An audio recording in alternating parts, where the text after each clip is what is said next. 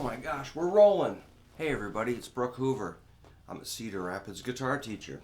I was working with a student the other day, or yesterday, and I said, what's A minor pentatonic? And he was kind of, playing some notes, but it wasn't, I was looking for. And then maybe. Something, just show me the pattern that you understand it. But we got him through that to that point. And then he goes, well, sometimes I like to do this. I'm like, yeah, that's cool. I go, remember, we're talking about A minor pentatonic, so let's use your bending above the nut in that key. And I go, check this out, dude.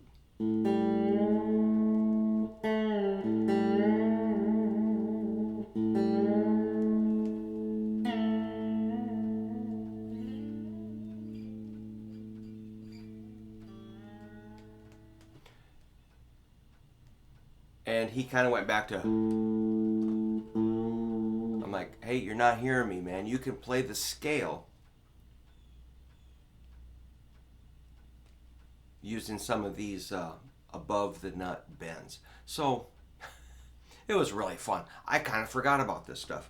So what I'm doing here, anyway, we had a good time. But, this guy's really got a lot of talent, natural ability, but I'm trying to get that power to the wheels, trying to get his transmission functioning here. Trying to go forward with what he can do. And he needs a little challenge, but I'm kind of having two conversations here with myself. But so anyway, what I'm talking about is taking a G, bend it up to A. Here's G string. Make sure I got the right string. I'm gonna pick that string. Here's a G. Oops. And a Telecaster is ideal. I'm going to turn on my tuner and check my pitch. You can do the same thing. Give that a little try, that G to A bend.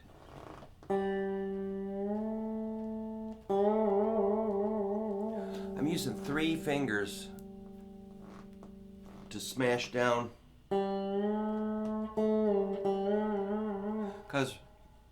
Why? Because G to A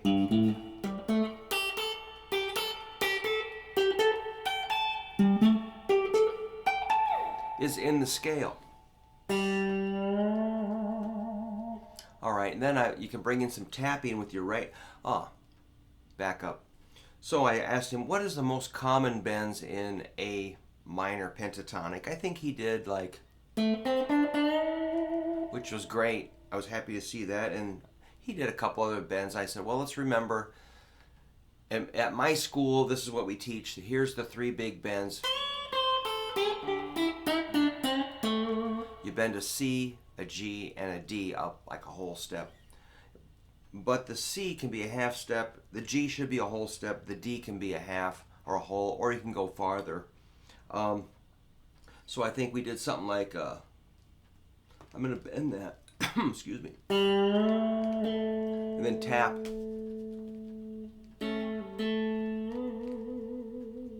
You can get about a whole step. I'm getting about a step and a half. So what I want, when I tap that A here, I'm trying to bend it up to a C, which you could slide it or go. So you gotta really crunch it to.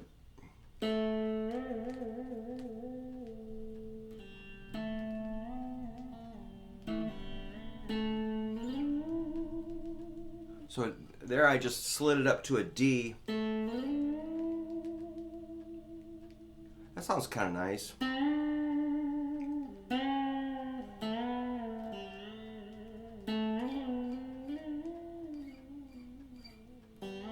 Whoa, that kind of had the quality. And you might need to check your strings as you're bending.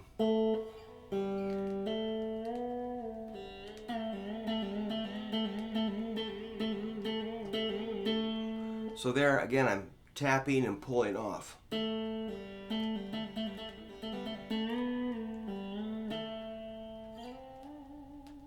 that C could bend up to a D.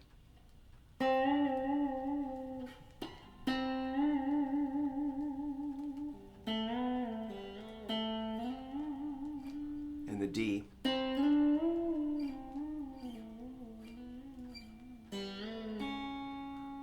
I hit the wrong string. So again, the D is at the 7th fret, C at the 5th fret, B, yes, we can throw in a B, which we give it a half step bend.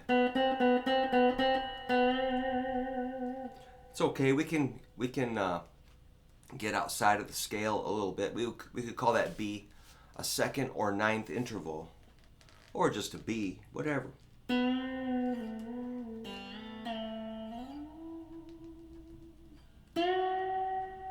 Okay, if you go up to E, you can maybe bend that up to a G.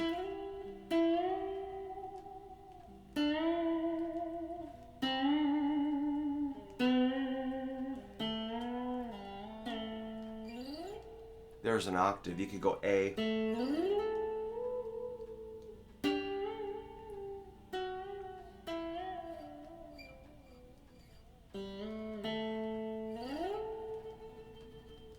A is 14, G is 12. If you want to get an F sharp, take that F sharp up to the G. That F sharp would be a 6th interval of a A scale. So that's a half step. The E, you can take it up to F sharp or G. You could even do a D sharp up to an E. You could do a D up to a D sharp. And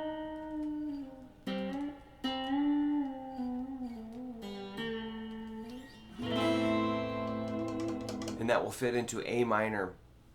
We could call it pentatonic, or, you know, it doesn't have to stay in pentatonic. It can kind of drift over to a blues scale, or a natural minor, or we could probably do harmonic minor too. Really, once you learn a handful of scales, you kind of forget about them and they just become notes and melodies, and just you can kind of grab whatever sound you want. That's why scales are important. All right, so that's just an idea about bending on the 3rd string above the nut, based on an A minor pentatonic scale. All right, I'm Brook Hoover, and I like to welcome you to my channel and thank you very kindly for checking out the video. If you want to give me a thumbs up, subscribing helps me a lot, and leave a comment and we can discuss guitar stuff. All right, talk to you later. Thanks a lot.